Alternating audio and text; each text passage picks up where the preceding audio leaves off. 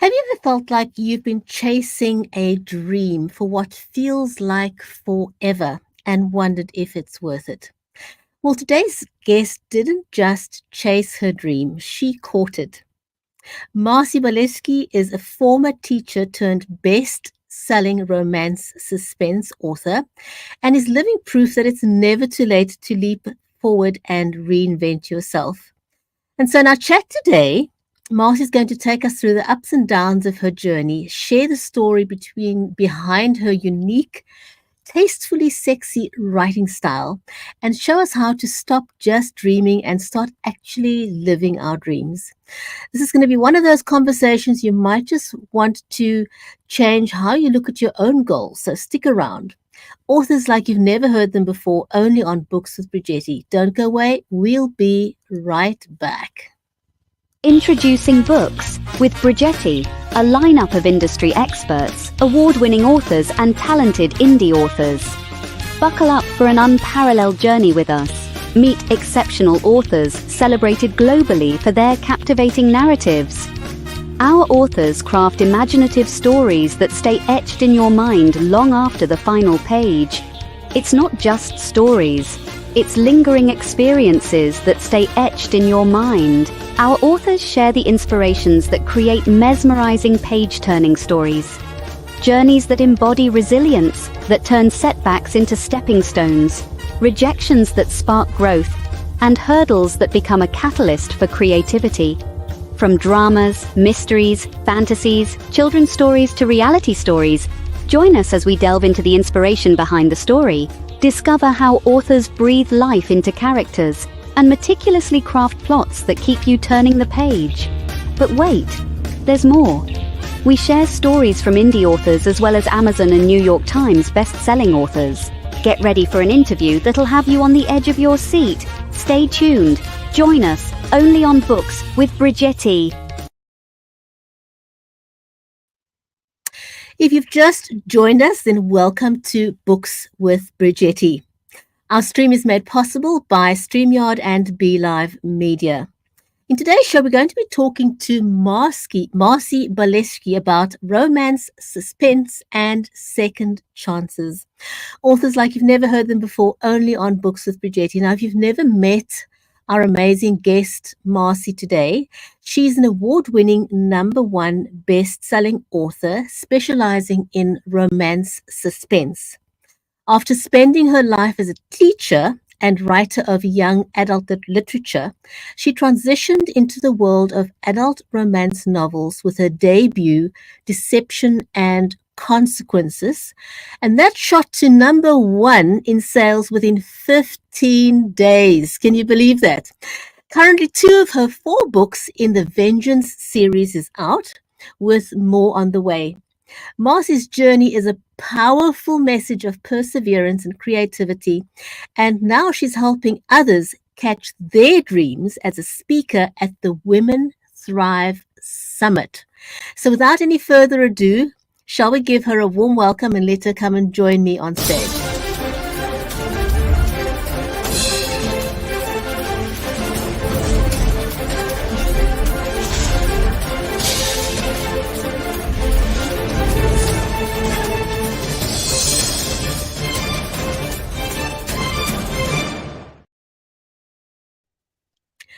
Marcy, welcome to the show. I am delighted, absolutely delighted to have you on the show.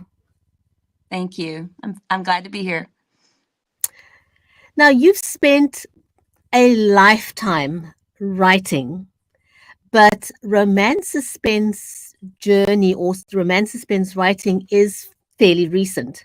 What sparked this transition?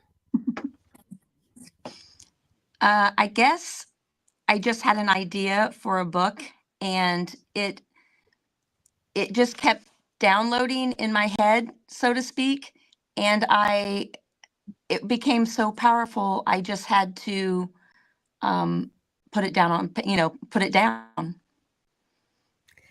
Wow, that is, sometimes people have a hard time starting to write, and I think that's the hardest. Just getting yourself to make that move can catapult you into great success, which is exactly what you've done. How did being a teacher shape your approach to writing novels, though? I'm sorry, I missed part of that. No, no worries. How did being a teacher shape your writing process? Well, I can really attribute my style somewhat to reading classics, in the sense that I feel like my writing style is elevated to a point where um, I use a lot of description. I try to make my characters come to life. I have I do the extra, I guess, and I think that that comes from the experience of doing a lot of reading of the classics, and then also having to do a lot of writing in my job. Wow, that is I can imagine that. Now, what did you learn about yourself when you wrote your first novel? And how did that change your writing process after that? Well, one of the things that I learned about myself is that even though I like to read spicy romance novels with some of the language that spicy romance novels have, I learned that I can't write those words. That's that's part of how I got my tastefully sexy style. Um, I I rely on the reader's imagination and the power of my words to describe, rather than using the words that are overused in a lot of romance novels. So it's really getting people to use their imagination more. Um, and I think that's very unique and also refreshing. Now, you mentioned that publishing is only the beginning. What was the For you, what was the biggest challenge in getting readers to discover your books? Well, it's just such a flooded market, in the sense that you writing the book is really the easiest part. If you're a writer, the writing is the easiest part, but writers don't typically know anything about promoting, marketing, selling. It really just begins when the book is done, because you can have the greatest book in the world, and if you can't get it in readers' hands, it's dead in the water. So that's the hardest part. The hardest part is convincing people to invest in you and to stay invested in yourself. It's interesting that you say that, and it's not unique to, I want people to know this, it's not unique to authors. You know, doctors are not taught to run a business Hmm. and accounting systems and all kinds of other stuff. And Hmm. they find it hard. And any other professional, somehow that part is left out. And yet it's such an important part of the process. You know, Being an author involves selling yourself, selling your work, being a good marketer. And Hmm. it does not start when your book is published. It's a Right. dance, a romance dance that you have to have Yes. with your readers and your authors, I mean, with your audience, long before your book is actually published. And I've seen a Right. lot of the uh, most successful authors do that really, really well. They Hmm. build anticipation for months. They start writing the novel and they start talking about it in drips and drabs. And by the Hmm. time it's published, readers like, I can't wait to read this. Right. So it's quite And an interesting thing. I wish I would have known that going into Deception and Consequences, but I feel like it was really a year getting Deception and Consequences off the ground, in the sense that I self-published to begin with, and then I got picked up by Words Matter Publishing. So it was a setback initially, but certainly something that propelled me further, and something that really helped me with the business aspect of it that I wasn't getting. So um, getting Words Matter behind me and doing it that way was really a blessing. And so now I'm moving forward, and I feel like getting the second book, which is out now, finally, ready to order online, all places that online books are. And I feel like that will spark new interest, because now we've been talking about this series. Like you said, we've been talking about it for over a year. I can well imagine how exciting the second one is for you, because now you've learned the lessons from the first time, and you can now get them to apply them, and so quickly, because the second book came rather quickly, which I think stands you in very good stead. Can you elaborate a little bit more on your tastefully sexy writing style and how that sets your work apart from others? Yeah. We've lost connection with Marcy, unfortunately, but I am sure that she's going to find her way back really, really quickly. It's one of those things. This is live video, and things can go wrong. We did have technical issues, and we thought, well, we'll try and figure this out. But I have absolutely no doubt that she'll be back in just a moment. So we'll give her a little bit of time to come back to the show. Now, if you are an author and you're wanting to self-publish, now that's what Marcy did with her very first one. And so self-publishing allows authors to maintain full control over their work, from content to cover design.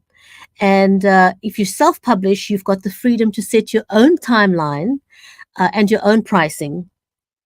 And distribution channels for self-publishing books include online platforms like Amazon Kindle Direct Publishing and Instagram Spark. But self-published authors often face challenges, as Marcy so rightly mentioned, in gaining visibility and credibility without the support of traditional publishing houses. Now, that doesn't mean that you can't be a successful self-publishing author. There's a lot of people who've done that very, very successfully.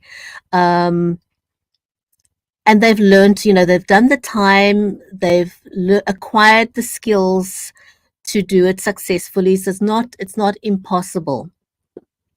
On the other hand, if you want to submit to a traditional publishing house, then the process is quite different. It involves submitting manuscripts to literary agents or publishing houses for consideration, and it doesn't mean that it's going to get accepted.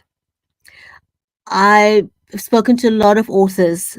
Sometimes they can get hundreds of rejections before they get a yes, and it goes through so many processes before it's right. Now, I see Marcy's joined us, and let's see if we can make this work. We're definitely going to try. Marcy, we've got you back. I think so. Can you hear me? Yes, absolutely. Can definitely hear you. Please. I don't know what happened, but I was frantically running around until I could find what was maybe the problem. I think I got it fixed. Oh my gosh. No worries, no worries. Take a breath. We're all good. We're all good. Okay. We're live, and technical issues can happen. It is what it is. So, no stress. We just roll with the punches. Now, you were talking, while you were away, I was sort of just sharing a little bit about publishing and self-publishing. You mentioned that you switched to Words Matter Publishing, and oftentimes a lot of authors have said what it means to have a publicist on their side. And I think Words Matter Publishing also compliments you as a publicist. Mm-hmm. And the way I always talk about having a publicist on your side is like walking to a courtroom with a lawyer versus walking into the courtroom without a lawyer. There's a huge, big difference. It Right. kind of just ups your, not popularity is not the word. Well, It ups the it puts you in respect the people have same, for you. You know, when you're you at a walk in with level a playing lawyer. field. Correct, correct. Yeah. And people take you more seriously. Hmm. It just is what it is. So I'm so pleased that you were able to connect with Words Matter Yeah. Publishing. So, what are some of the, you did say that it was difficult, but what are some of the unexpected obstacles that you faced when you transitioned from young adult literature to adult fiction? What was that like? Well, I think that's part of, and when we got cut off, you were asking me about Tastefully Sexy, and I think that's part of my answer with that is that in the books that I was reading, teaching, okay, I was not, I was not reading words that you find in romance novels, okay, and so I find it difficult for me now to put those words in my books, and the transition. So the transition, I guess, could be that I'm still being affected by the things that I taught and the things that I read for most of my life. And to elaborate on the tastefully sexy, where that all came from is I had a friend who read my book and she just ran up to me. We were out one night and she just ran up and she said, "Marcy," she goes, "Oh my gosh," she said, I just love your book." And she said, I just want you to know that your style is tastefully sexy." And I said, "Oh, that's really awesome." And she said, "No," she goes, "Seriously." She goes, "It gives me all the right feels, but I don't cringe." And I thought that was just such a compliment because I'm able to do all the things that romance authors do for you, but not in a way that maybe is the usual. I really like that, and it's a very, very wonderful hashtag to attach to your brand. Yeah. Tastefully sexy. I really like that. And It's an I was at incredible hashtag. I was at a book signing at Barnes and Noble in Springfield, Illinois, and I was with two other romance writers, and they were saying, what's your style, this and that, and I said tastefully sexy, and the way I broke it down for them was was well, I just don't write the C words, the P words, and the D word, and they go, "Oh, I get that," and I said, they go, "How do you get around that?" And I said, "It's tastefully sexy." you know? Wow. That kind of puts it in a nutshell, which is that's really nice. Now, your Vengeance series explores love, secrets, and revenge. Were they influenced by any of your own personal experiences? No, I really can't say that anything in Deception or really any of the books in the series has anything to do with my life or anything along those lines. But I will say that my main character, Aria Donaldson, I wanted her to be I wanted her to be an ordinary woman in the beginning, an ordinary woman with an ordinary life and nothing special, but I wanted her to become empowered. So she had to go through some very heinous um, transitions and some terrible things to find out that she was good enough to help herself move on. She didn't need anybody else. She could take what she wanted from people and didn't need anything. And so I tried to make her that kind of empowered woman, that kind of person who finds inner strength. And that was my main goal with her. The only character in the whole series that is based on anybody is the bartender, and that's my dad. Coach is my dad. Completely I read that. 100%. Every single ounce Yeah. of that character is my dad. Oh my goodness, what a wonderful tribute to your dad. I mean, I think that's absolutely amazing, keeping his memory and the spirit and the essence of who he was. Yeah. Um, alive in your writing. Now you've got 3 more novels ready in the series. Mhm. What drives you to maintain this high level of creativity and output?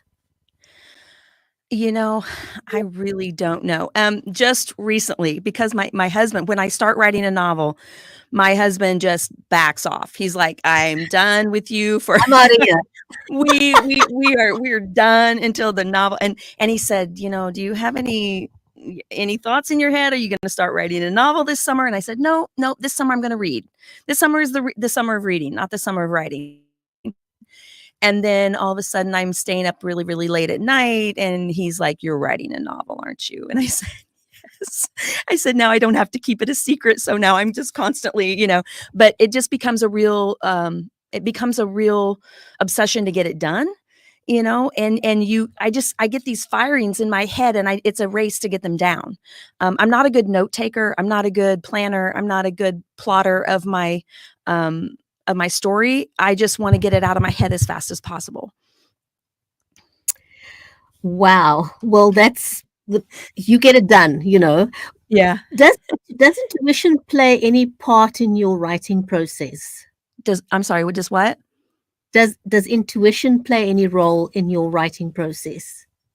Mm, You know, I am my storyline gets a little, it talks about dreams and how, a dream can come true, like not just like a dream, like a goal, but I mean like you're having a visual nightmare or something, and then it foresees the future. There is a part of that in my books, and I have a feeling that I'm prone to that. I think I'm prone to intuition. We've got a marker saying hello. Welcome to the show. Thanks for joining us. And when you write suspense, how do you maintain the balance between creating tension Mhm. and delivering emotional depth? Oh, wow. I don't know. I'm a teacher for years. I don't know if I can teach that. It's something that you pace in a sense that you I feel it like how long do I want this to draw out for me? How much of a stretch do I want it to be in my mind if I was the reader, And so sometimes I draw it out pretty long, and sometimes it's just not that, it just depends. I don't know if that answers you or not, but it's a hard It thing to try to it explain. it absolutely does. Now, being on this journey that you had that wasn't initially very smooth, what does it feel like to you now when you see your name listed as a best-selling author? Well, it's just it's the most wonderful feeling in the world. Um, Failure, I have learned that my biggest failure, and I'm gonna share this tomorrow. I have a speak through Women's Thrive. I'm a speaker on the Women's Thrive Summit in March 2025. Congratulations on that. That's Thank you. wonderful. Thank you. And I have a 5-minute little talk tomorrow online, and um, I'm sharing what it was my biggest failure that I look back now, and I with writing, and I look back now and I think I would not be where I am without that failure. I mean, that was a devastating, crippling part of my life that I could have easily said, "I'm done. I'm not meant for this." I even have people telling me I'm not meant for this. And it could have been the end all. But I honestly believe that if you have the tenacity, if you have the passion and the desire to do it, you have to take that comment that somebody's making to you, or you have to take that failure and find a way to make it empower you. You can't let it destroy you. You have to let it empower you. And that's what I was able to do twice. And it's really hard when you get all these signals that you're not good enough. And then suddenly you find out you are. And it's sweet It, reward. I'm sure. Now, when you started out, did you envision that you would reach the kind of success that you have now? No. No, I was sitting at dinner with 2 friends, and I said, "I have this idea for this novel coming out in my head, it's just coming." And, I said, "Is it crazy that I wanna write this?" And they're like, "No, just do it in your spare time." They don't get me. I mean, I can't do it in my spare time, and once I started it, you heard that story, I'm just going at it. And, I changed the ending of Deception and Consequences so it could be a series. That was one of the smartest moves you made. Like Yeah. really At the incredibly smart. last minute. I mean, just on a whim, I'm like, what if I did this?" And then I put it in there and yeah, it was the cincher. Mhm. And it worked. Now, with so many stories in your head, at the pace that you write, how do you decide which one you want to bring to life? Generally, there's just one at a time, in a sense that I'll get a thought. Alright, it starts as a thought, and this is really crazy because I think other authors that are more seasoned authors or more professional authors will think, "Oh my gosh," but it usually starts with a character, like a name and a character description, and then I build the story around the character, and the for me, characterization is the best skill to have as a writer because with fiction, it's not true mostly, but you can make anything in fiction seem true or believable or doable if you have a character who is so well developed that your audience believes them. You know, the believable character can make fiction real. Yeah, I think you've kind of nailed it. You've nailed it with that. Yeah. How So do that's how it you usually starts. Yeah, talking about bringing characters to life and making them um, real, how do you hope that your style of writing will resonate with readers on an emotional level?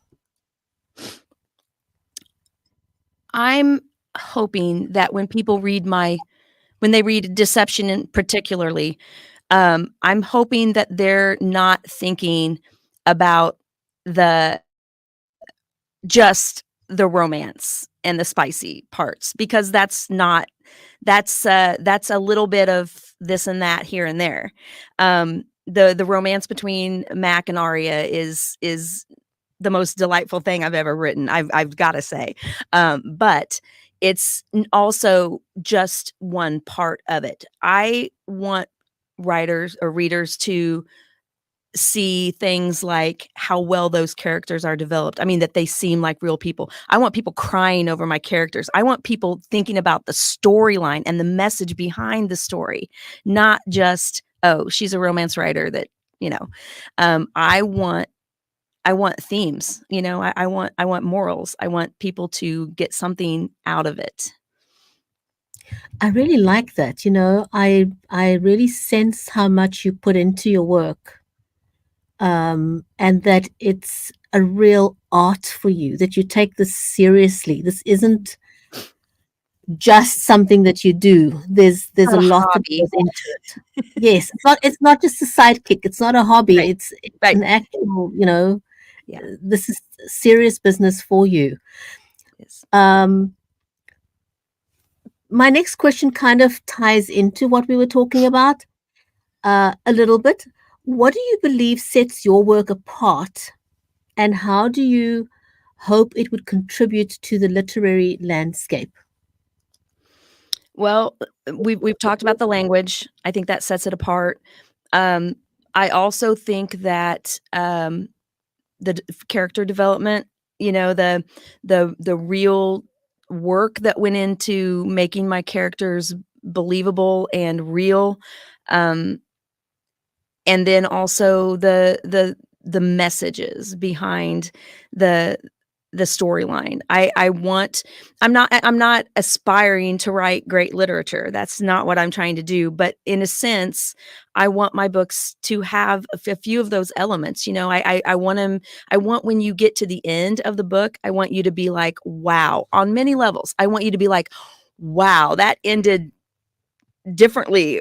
And then I want that to be, wow, that hit me. That hit me in a way that you learn something, or you find something out about yourself, or you do something differently in life. What is the most unexpected thing that's happened for you with this book? Well, I have people I know, like really close family friends, who think I'm this big, unapproachable, famous person. I'm the farthest thing from famous ever. I mean, my Facebook is full of all this stuff, and I think people see that, and they think I'm somehow different than I was. It's surprising to me that people think I'm famous. I'm not famous. I'm not rich by any means. So that's surprising that I'm not who they think I am. But in a sense of something, really kickstarting my career, I would say the Women's Thrive,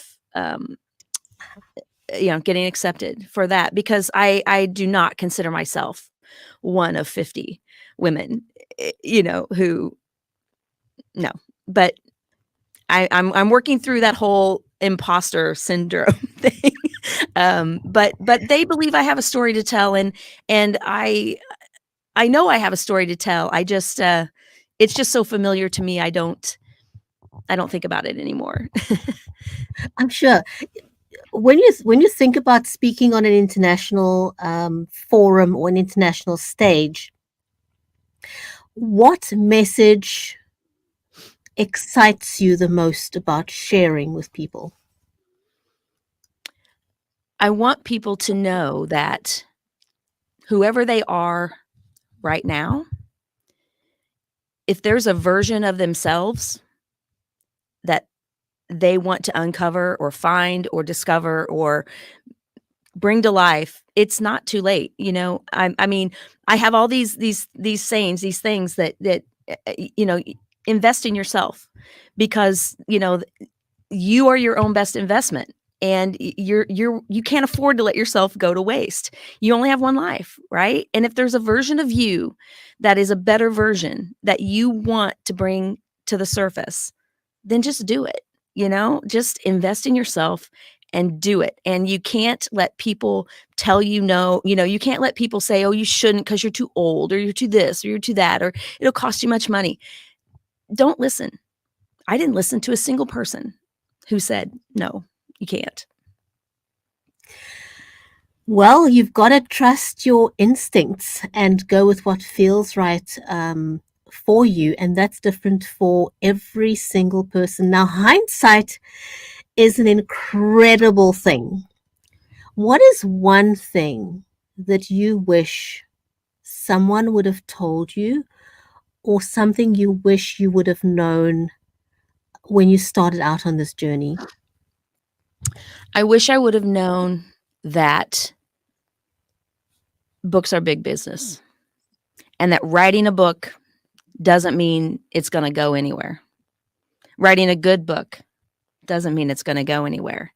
That you need people who know what they're doing, helping you, backing you, putting you out there, telling you you should do this, maybe not do that. Let's try it. I mean, you need people in your corner who are experienced. And that's what publishing has done for me. That's what Words Matter has done for me. And I wish I would have known in the beginning, before even starting, that it was going to be that way, because I would have put more effort into the planning of sales, marketing, image, branding, and not waiting till the book was published to do that. Those are incredibly good nuggets. Every single thing you said is so 100% true about the publishing world. And I think for most authors, it's an eye-opening revelation when they discover this. I often say, if you're a new author, you're excited about getting published, and you get your book out on the shelf, and then you realize, oh my goodness, the book isn't just going to fly off the shelf by itself. It takes a lot of work.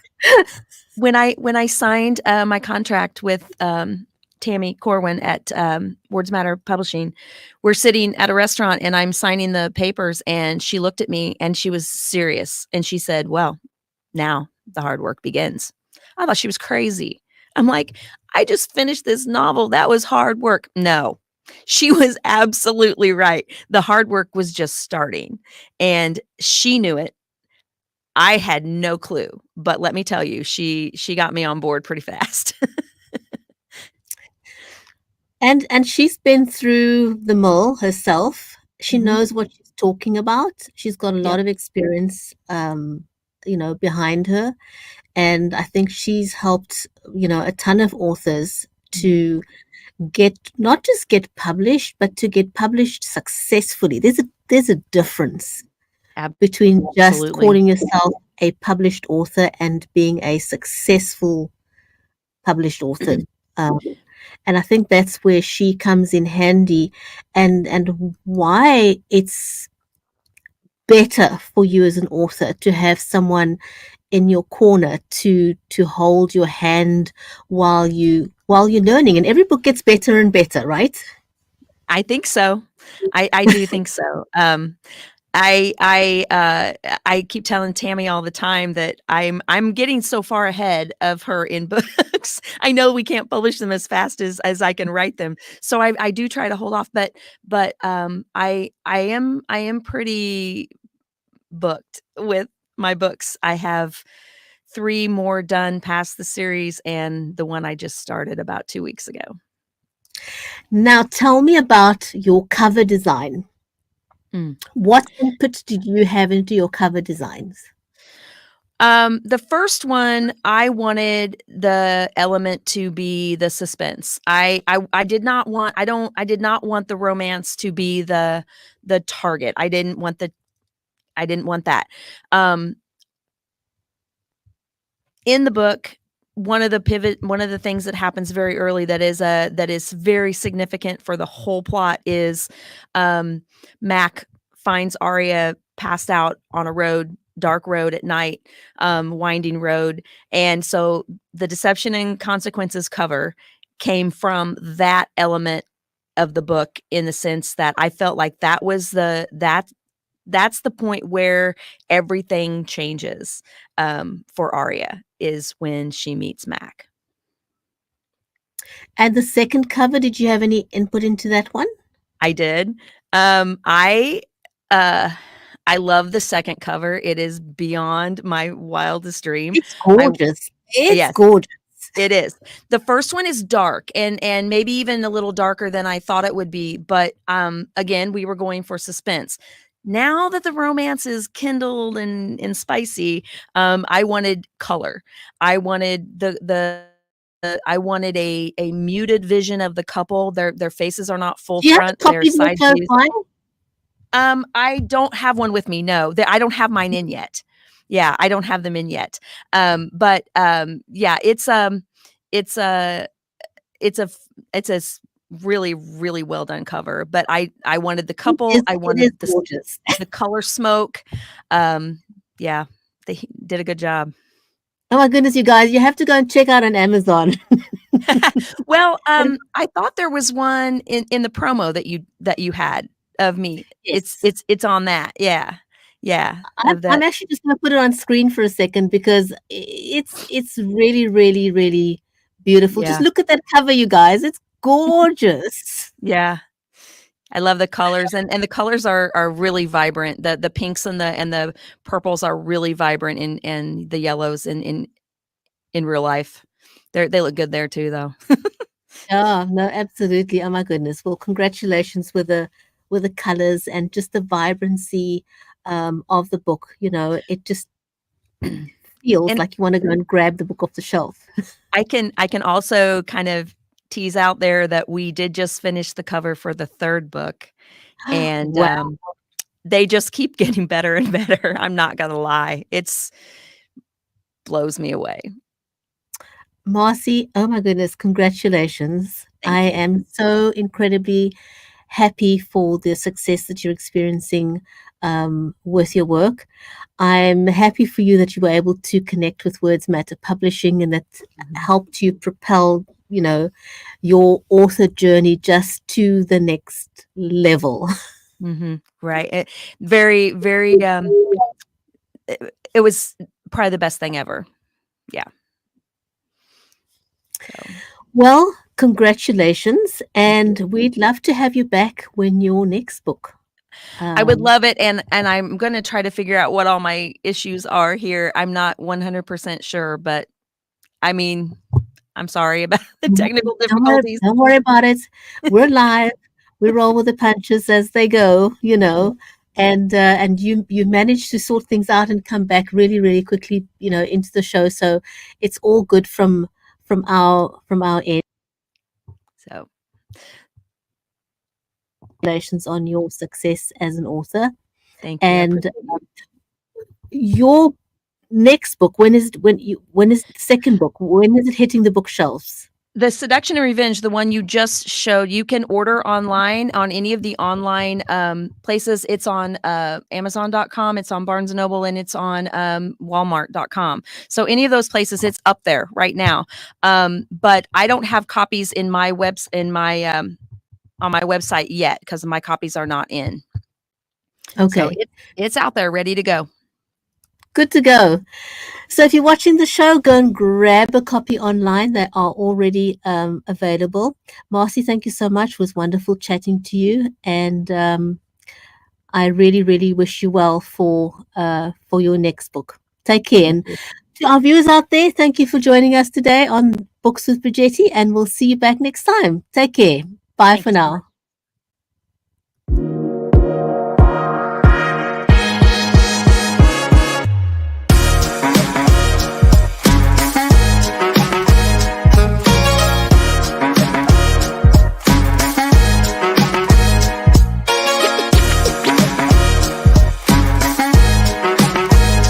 Thank you for joining us on Books with Bridgetti.